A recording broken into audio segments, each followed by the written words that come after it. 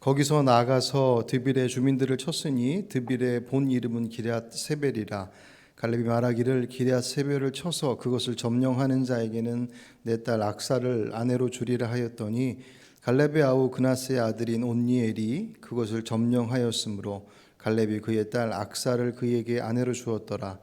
악사가 출가할 때에 그에게 청하여 자기 아버지에게 밭을 구하자 하고 나귀에게서 내림에 갈렙이 묻되 내가 무엇을 원하느냐 하니 이르되 내게 복을 주소서. 아버지께서 나를 남방으로 보내시니 샘물도 내게 주소서 하매 갈렙이 윗샘과 아랫샘을 그에게 주었더라. 모세의 장인은 겐 사람이라 그의 자손이 유다 자손과 함께 종려나무 성읍에서 올라가서 아랏 남방의 유다 황무지에 이르러 그 백성 중에 거주하니라. 유다가 그의 형제 시므온과 함께 가서 스밧에 거주하는 가나안 족속을 쳐서 그곳을 진멸하였으므로 그 성읍의 이름을 호르마라 하니라.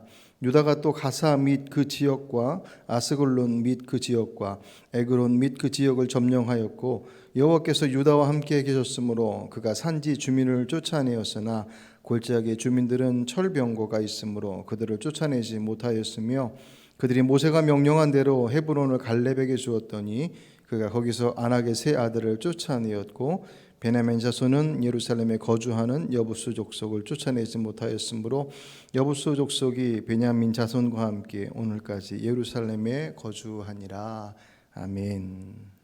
우리가 신앙생활을 하면서 정말 중요한 것 중에 하나가 태도라고 하는 것은 아무리 강조해도 지나치지 않습니다.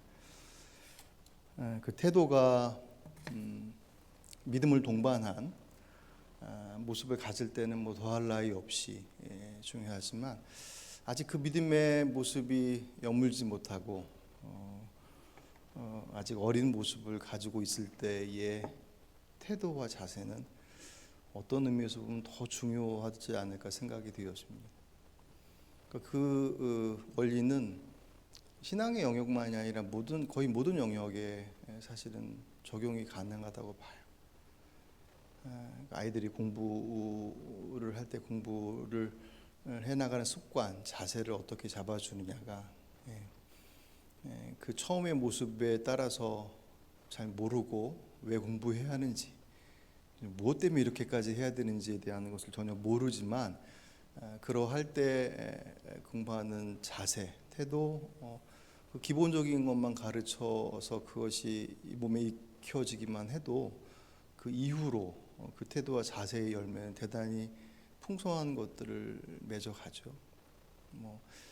운동선수들도 마찬가지고 다르게 표현하면 기본이라고 표현할 수도 있고 여러 가지 모습을 갖습니다. 특별히 신앙의 자리들 속에서는 그 태도와 자세는 아무리 강조해도 지나치지 않습니다. 더군다나 우리 안에서 이해와 어떤 합리적인 그 설명들이 요구되어지는 시대를 살아가고 있기 때문에 그 이성적 사고 속에서 신앙의 내용들은 사실은 설명하는 데는 분명히 한계에 부딪힐 수밖에 없거든요. 그것은 설명할 수 없기 때문이 아니라 설명할 수 있는 내용들이 아니기 때문에 그래서 더더욱 태도가 사실 중요하죠. 우리 어제 이스라엘 백성들이 처해 있는 위기 상황들 속에서 적어도 그 상황 속에서는 그들이 당황하고 두려움 때문에 흐트러지지 않고 도망가거나 그렇게 회피하거나 그 자리에 머물러 있거나 다른 것들을 취하지 않고 주님 앞에 나갔다라고 하는 그 가장 중요한 사실 태도이고 자세이지 않습니까? 하나님 앞에 기도한다라고 하는 것이 어떤 면에서는 종교적인 양식을 이렇게 바라보는 것처럼 설명이 그렇게 되니까 하지만 그것은 종교적인 행동과 양식이라고 하는 측면으로 설명해낼 수 없는 더 본질적이고 더 중요한 것이 그 안에 자리하고 있고 그분 앞에 선다는 것 자체, 문제 앞에서 도망가지 않고 다른 것들을 취하지 않고 그분 앞에 섰다라고 하는 것, 서는 것을 선택하는 것만으로도 대단히 중요한 그리고 그 선택 이후에 나의 것을 고집하지 않고 그분의 뜻을 구하는 것은 더 좋은 태도이고 자세였음을 이스라엘 백성들을 통해서 확인을 할 수 있었습니다. 그리고 더 나가서 그들이 좀 더 적극적이고 헌신적인, 그래서 그랬다고 그랬잖아요. 어느 지파가 먼저 올라가 싸우리까. 눈치 게임 하는 게 아니라 스탠바이 딱 돼 있어서 말씀하시면 바로 튀어가겠습니다라고 하는 뭔가 비장하고 준비되어져 있는 그들의 모습들. 그러니 잘 준비되어져 있는 모습에 그것이 그 자세를 유지하고 과정들을 밟아간다고 한다면 그 결과는 우리가 늘 얘기하는 것처럼 우리의 몫은 선택하고 결정해서 나가는 과정이니까 결과는 주님께서 인도하시는 것이겠다. 그것이 늘 한결같은 고백이지 않습니까? 그럴 때 그 결과가 어떤 것이냐에 따라서 상관없이 우리가 예상하는 풍성한 열매를 맺는 것이 됐든 아니면 예상하지 못한 모습들로 혹 우리에게 다가올지라도 그것이 실망과 좌절이 아니라 그 속에서 또 다른 의미를 찾아내는, 참 신앙의 신비라고 하는 것은 우리들이 상상하고 기대하는 것보다 훨씬 더 뛰어넘는 것을 우리가 보게 되었습니다. 오늘 본문에 어제 이어서 잘 준비되어서 그 길을 따라가는 그들에게서 좋은 결과를 맺는다라고 하는 것은 어찌 보면 당연한 자연스러운 것이지 특별한 일일 수 없다라는 것을 유다 지파와 시몬 지파가 그 잔당들을 제거해 나가는 과정들 속에서도 발견하게 되죠. 특별히 거기서 오늘 본문에 우리에게 익숙한 이름이 하나 등장하는데 갈렙, 갈렙이 등장합니다. 40여 년 전에, 이 시점에서 40여 년 훨씬 더 됐겠죠. 50여 년, 60년 가까이 될 수도 있겠습니다. 그때 약속의 땅을 바로 눈앞에 두고서도 아낙자손, 물론 그의 다른 가나안 땅에 진치고 있었던, 원래 살고 있던 원주민들의 강성함을 보고 지레 겁먹고 주저앉았던 백성들과는 다르게 그들은 우리의 밥이다라고 선언하면서 그 출중한 믿음을 드러냈던 그 갈렙이 등장을 합니다. 나중에 기회가 되면 갈렙에 대해서도 살펴보겠지만 여호수아와는 다르게, 그죠? 처음에 등장할 때 갈렙과 여호수아의 비중은 갈렙에게 더 있었지만 지도권이 모세에서 여호수아에게로 넘어간 이후에 갈렙은 사라져요. 전면에서 여전히 지도자로서의 그 역할들을 감당하고 있었음은 오늘 본문에서도 확인할 수 있는 것이고, 인간적으로 본다고 한다면 갈렙은 얼마든지 함정에 빠질 수 있는 여지들이 곳곳에 있었지만 아주 견고하게 그 믿음을 지켜나갔던 사람 중에 하나예요. 어쨌든 그 40여 년 전, 60여 년 전에 그 가나안 땅에 처음 앞에 들어섰을 때 그 보였던 그 출중한 그 믿음의 모습들이 이제 광야 생활을 마치고 나서 약속의 땅에 들어와서 정복 작업을 한번 한 것이 거의 한 7, 8년 정도 되거든요. 그리고 나서 이제 땅을 배분해야 되는, 이제 본격적으로 이 땅에서 살아야 될 정착의 준비를 하는 과정 속에서 각 지파별로 땅을 배분하는 데 있어서 시간이 계속 지체되고 있었습니다. 왜냐하면 눈치 보고 있었어요. 다 마음속엔 더 좋은 땅 가고 싶은데 선뜻 이 땅 달라고 얘기하지를 못하고 그렇게 막 눈치 보고 있었을 때 그 물꼬를 튼 사람이 갈렙이었습니다. 여러분, 우리가 잘 알고 있는 이 산지를 내게 주소서, 그 찬송의 배경이 되어지기도 하죠. 갈렙이 정탐꾼으로서 그 가나안 땅에 들어가서 아낙 자손들이 있는 그 땅들을 다 보고서도 이곳은 그들은 우리들의 밥입니다라고 얘기할 정도로 그 아주 담대한 믿음을 드러냈을 때 주께서 그에게 그 땅을 약속하시죠. 그죠? 그 약속을 다시 소환해요. 그래서 여호수아에게 그 땅을 제게 주십시오라고 요청을 합니다. 이미 그의 나이는 85세가 훌쩍 넘었어요. 그 땅이 어떤 땅이었습니까? 오늘 본문에 등장하는 헤브론이에요. 아낙 자손이 여전히 살고 있는 그 땅. 그 땅을 달라고 서로가 눈치 보면서 더 좋은 땅, 더 편하게 들어가서 더 잘 살 수 있는 평지의 비옥한 땅들을 서로 눈치 보고 있었던 그때에 갈렙이 소유권을 주장하며, 하나님께 약속하셨습니다. 그때 그 땅 주십시오라고 소유권 주장하면서 딱 펼쳤던 땅은 저 평지가 쫙 펼쳐져 있는 좋은 땅이 아니라 여전히 아낙 자손이 진치고 있는 산악지대였습니다. 그 땅을 달라고 열어놓고 난 이후에 그 다음에 이스라엘 백성들의 각 지파의 땅들이 다 배분이 되어지는 그 길들을 갈렙이 하죠. 그리고 나서 이제 오늘 본문의 내용은 그 이후에 잔당들을 제거하는 데 있어서 이제 갈렙이 이제 나이가 들어서 자신이 직접 나가지 못하고 나갈 사람 나가서 기럇 세벨을 점령하는 사람에게 내 딸을 주겠다, 그렇게 선언을 하죠. 그 얘기를 듣고 나간 사람이 온니엘, 그리고 그 온니엘이 그 땅을 점령하고 나서 악사와 그 딸인 악사와 결혼을 합니다. 그러니까 이들의 믿음의 모습은 대단히 적극적이에요. 그 갈렙의 믿음을 보고 자란 것이기도 하겠죠. 악사, 그 딸의 이름이 악사인데 악사도 만만치 않아 보여요. 오늘 본문에서 뭐 주로 보지는 않겠지만 온니엘과 결혼해서 출가해서 이제 따로 나가려 할 때 아버지에게 요청합니다. 우리에게 복을 주십시오라고 하면서 셈을 달라고 요청을 하죠. 그들이 거주할 땅이 거의 사막과 같은 땅이었었기 때문에 셈을 달라고 하는 것, 그러니까 샘물, 물터를 달라고 하는 것은 대단히 중요한 것이었어요.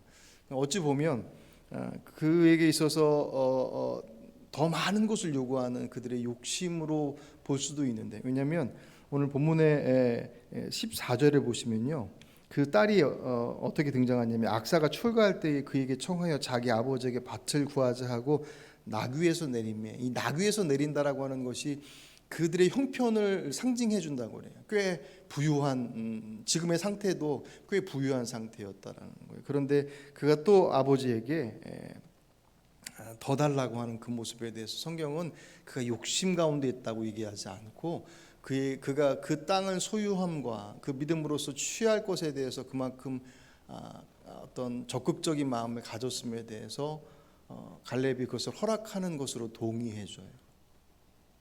조금 다르게 그 전에 보면 요셉 지파가 땅을 배분받을 때 에브라임과 므낫세, 이 두 지파가 요셉의 두 아들이잖아요. 이 두 지파가 땅을 배분받았을 때 여호수아에게 쫓아가 가지고 우리 다른 땅 달라고 그래요. 꽤 넓은 땅을 받았음에도 불구하고 그들이 받은 땅 안에는 많은 산지들이 있었거든요.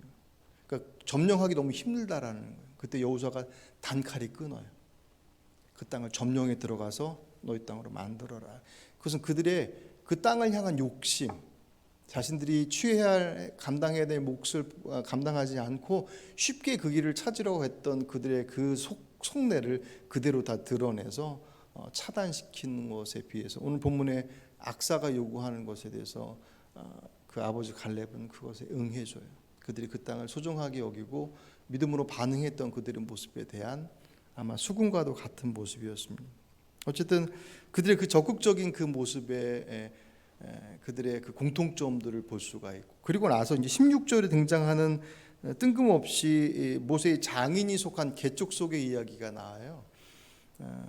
그들이 가나안 땅에서 유다 자손과 함께 잘 지냈다라고 하는 것으로 잠깐 소개하는데 말 그대로 뜬금없이 등장하는데, 사실 가만히 보면 앞에서 언급했었던 갈렙, 온니엘, 악사와 함께 이 겐족 속에 공통점이 있습니다. 뭐냐면 이들은 이방인이에요. 유대인이 아니에요. 갈렙이 누구의 아들이라고 소개되냐면 그나스의 자손이라고 소개되죠. 그들이 원래 창세기에 보면 아브라함이 살았을 때 그때 가나안에 살고 있었던 족속들이었었고 그들은 제거의 대상이었습니다. 어떻게 갈렙이 이집트 땅에 가게 됐는지 모르는데 이스라엘 백성들이 출애굽할 때 이 갈렙이 거기서 같이 쫓아나와요. 출애굽기에 보시면 이스라엘 백성들만이 아니라 다른 여러 잡족이라고 표현되어 있습니다. 다른 여러 부족들이 쫓아나오는데 그 속에 갈렙도 들어있었어요.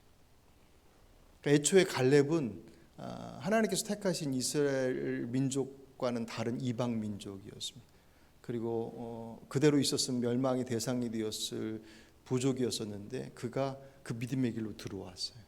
누구보다도 그 믿음의 출중함을 보이고 16절에 등장하는 겐 족속은 모세의 장인 이드로, 그도 마찬가지로 이방인 출신이죠. 잠시 모세의 그 통치 편제를 가르쳐 이렇게 돕고 나서 그는 떠나가고 그 족속들은 같이 모세의 부탁 때문에 그들과 함께 이렇게 머물게 됩니다. 그리고 오늘 본문에 가나안 땅에서도 같이 머물렀다라고 하는 그 장면으로 그들을 잠시 소개를 하고 있어요. 그러니까 이 장면을 보면 하나님께서는 결코 이스라엘은 대단히 다른 민족에서 이렇게 대립하고 늘 그들에 대해서 결코 받아들이지 않는 모습들로 많이 등장하는데, 사실 이스라엘 백성들은 다른 민족에 대해서 많이 오픈해 놔요. 그런 특별히 가나안 족속들에 대해서 하나님께서 제재하시는 이유는 그들이 가지고 있었던 우상들 때문이었거든요. 그들이 하나님을 섬긴다라고 했을 때 그들이 그 안으로 들어오는 것에 대해서 받아들이는 제도들이 아예 있었어요. 그러니까 적어도 이 말씀 속에서 우리가 적용할 수 있는 것은, 믿음이라고 하는 것은 결국 그들의 신분과 그들의 출신과 그들이 어떤 외적으로 가지고 있는 그 어떤 것으로서 차별받지 않는, 적어도 갈렙을 통해서 확인할 수 있는 것은 그들의 믿음을 통해서 얼마든지 그들이 가지고 있었던 그들의 출신과 그들의 배경들이 믿음 앞에서 그렇게 중요하지 않다라고 하는 것을 분명히 보여주는 것이죠. 자, 묘하게 그것과 이어지면서 이스라엘 백성들이 승승장구할 것 같았던 그들의 행보에 틈이 보이기 시작합니다. 오늘 19절을 보시면, 19절을 같이 보실까요? 여호와께서 유다와 함께 계셨으므로 그가 산지 주민을 내쫓아내었으나 골짜기의 주민들은 철병거가 있으므로 그들을 쫓아내지 못하였으며. 아멘. 제일 선두에서 믿음의 행보를 보였던 유다 지파였는데 마무리가 영 불완전해요. 19절을 사실 잘못 해석하면, 여호와께서 유다와 함께 하셨으므로 산지 주민을 쫓아냈으나 골짜기의 주민들은 철병거가 있으므로 그들을 쫓아내지 못했다라고 하면, 하나님께서 함께 하셨는데 평지는 해결했는데 산지에 있는 철병거는 해결하지 못했다, 그렇게 오해할 수 있지만 그런 의미가 아니죠. 동행하심은 그들이 산지 주민을 쫓아냈을 때나 골짜기에 있는 철병거로 무장되어져 있는 이들과 전투할 유다 지파와 동행하심은 똑같았겠지만 그들의 선택이 달랐다는 거예요. 특별히 여기서 강조하는 것이 철병거예요. 이 철병거가 문화로 얘기하면, 아직 이스라엘은 청동기 문화권에 있었다면 이 철병거는 이미 철기 문화로 들어가 있어서 팔레스타인 지역에서는 블레셋이 대표적인 철기 문화의 시작점이었습니다. 그러니까 쉽게 얘기하면 이스라엘 백성들은 칼 들고 나간 전쟁에 그들은 총 들고 나온 거예요. 어떻게 보면 유다 지파는 그들이 있어서 산지를 점령하는 것에 있어서는 그들이 해왔었던 것들을, 그 방식들과 그 내용들, 사실 그것이 전술적인 것이었겠습니까? 주의 동행하심들 때문에 이룬 성공들이었었는데, 철병거 앞에서는 그 하나님의 동행하심이 무력화됐어요. 하나님의 능력에 부재겠느냐 할 때 그렇지 않죠. 사실 아마도 이 상황들을 봤을 때 그들은 그 철병거로 무장되어지는 그들, 골짜기에 있는 그들을 점령하는 데 있어서는 그들 스스로가 해봤는데 안 돼가 아니라 그 자리에 아예 들어가지 않았던 것으로 보여요. 이방인 출신이었던 갈렙과 그리고 겐 족속, 그들의 모습들은 그들에게 주어진 여건들을 넘어서서, 그 과정들은 물론 이스라엘 백성은 좀 다르긴 하겠지만 하나님과의 그 연결의 고리에 들어가면서 그들이 믿음은 더욱더 견고해져 갔어요. 그분의 동행하심과 더불어서. 반면에 이미 약속되어져서, 우리가 어제 살펴봤던 것처럼 이미 너에게 주었노라라고 말씀하시는 그 말씀을 가지고서 들어갔던 이스라엘의 유다 지파였음에도 불구하고, 그리고 그 앞에 많은 승리를 거두었던 그들이었는데 철병거로 무장된 그들 앞에서는 선을 딱 그어요. 그것이 무서웠을 수도 있고 이만하면 됐다라고 했을 수도 있을 것이고, 분명한 것은 그들이 주의 동행하심이라고 하는 것이 그들과 전쟁 속에서 사라진 것이 아니라 그들 스스로가 주의 동행하심의 능력을 제한해 버렸습니다. 대단히 중요한 의미를 사실 갖죠. 하나님의 동행하심은 차별이 없으심에 이방인들에게까지, 또 이스라엘 백성들의 그 여정도 속에서 여전히 보여줬음에도 불구하고 그들이 그 자리에 포기하고 머물러 설 때 그 동행하심이 제한되더라고요. 하나님의 능력의 부재가 아닙니다. 우리가 포기하지 않는다면, 이미 주님께서 약속하셨는데 그 땅을 줄 것이다라고 약속하셨고, 그 약속을 이미 확인하면서 나갔던 그 승리의 연장선 속에서마저도 그들이 스탑할 때 주께서도 멈춰 서시더라는 거예요. 물론 이것이 무작정 적극적 믿음과 진취적 그런 어떤 태도만을 의미하는 것은 절대로 아닙니다. 이들의 행위에 적극적이고 진취적이고 그리고 그 현장에 뛰쳐나가는 것에서 거침이 없었던 그들의 모습들의 근거는 하나님의 약속의 말씀. 그 말씀이 있을 때 주저하지 않고 그들이 어떤 신분이었느냐, 어떤 과거를 가지고 있느냐, 어떤 모습들을 갖고 있느냐라고 하는 것들은 그리 중요하지 않더라. 거꾸로 얘기하면 그들이 아무리 좋은 약속의 말씀을 붙잡고 있어도 약속을 받았다 할지라도 그 약속을 주신 그분을 바라보지 않는다면 그들은 그들의 눈에 보이는 철병거 앞에 주저앉을 수밖에 없는, 오늘 그들의 모습이 우리들의 안에 적용되어진다고 한다면 그리 어렵지 않다라고 생각이 되었습니다. 오늘 이 시간 여러분 기도하시는 가운데 혹 여러분들 안에서 주께서 말씀하신 바 그 믿음의 길을 걸어가매 여러분 앞에 철병거라고 생각되어지는, 도저히 안 돼 라고 생각되어지는 그 무언가가 여러분 안에 앞에 막 가로막고 있다. 그래서 그 주저함에 있는 그 어떤 상황들이 있다라고 한다면 정말 그분 앞에 맡겨놓으시길 바랍니다. 그 철병거 그냥 정신 멀쩡하게 차리고서 보면 그 철병거와 하나님의 역사와 두 개를 비교할 수 없지 않습니까? 어찌 보면 그들의 마음을 빼앗겨 버린 거예요.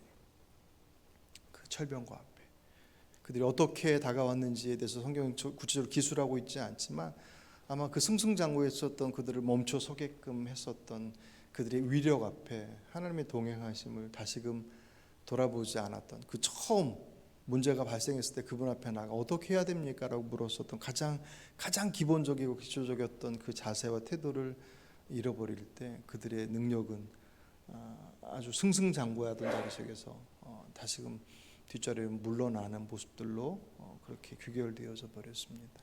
오늘 이 한 주간의 우리들의 기도의 자리들 속에서 특별히 그분의 인도하신 분들보다도 내 마음을 사로잡고 위축시키는 철병거와 같은 문제들 앞에 포기하지 마시고 그분의 말씀 앞에 다시금 우리들의 삶을 정돈하고 그 뜻 앞에 그분의 뜻을 구하는, 그래서 그분의 동행하심이 그 철병거를 넘어서서 완성될 약속의 자리까지 가는 그 자리가 우리가 원하는 모습의 열매일 수도 있고 혹 원하는 모습의 열매가 아닐 수도 있습니다.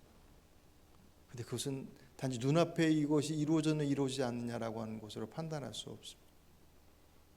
반드시 가장 온전한 길로 인도하시는 주님의 인도하심들을 그분의 동행하심을 통해서 경험하는 저 여러분의 삶이 되시고 주의 이름으로 축복합니다. 기도하겠습니다.